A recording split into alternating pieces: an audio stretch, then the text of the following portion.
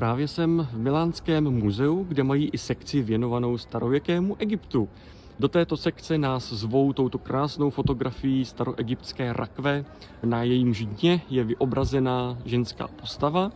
Nad hlavou má hieroglyfický nápis a díky tomu určíme, co je to za postavu. Tak jako první tady máme znak džbánu na vodu, což je dvojsouhláska nu.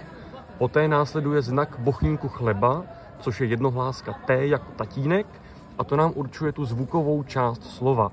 Takže je to nut a to slovo je zakončeno takzvaným determinativem, který se nečte, ten nemá zvukovou hodnotu, ale slouží jako taková významová nápověda, která nám radí, nám čtenářům, s čím významově toto slovo nut souvisí.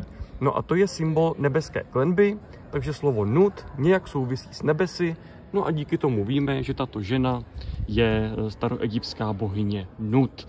Aby toho nebylo málo, tak z druhé strany máme ještě další vyobrazení a to nám zase identifikuje tuto stojící postavu a tady se píše Jet medu in usír chenti imentet necher aa neb abeju.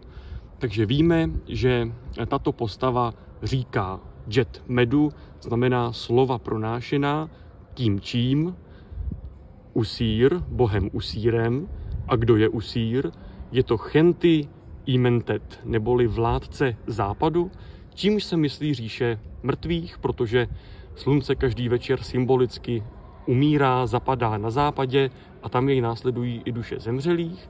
A kromě toho, že je vládce západu, tak je to i necher aa, neboli velký bůh. No a je to také neb abeju, neboli vládce Abidu.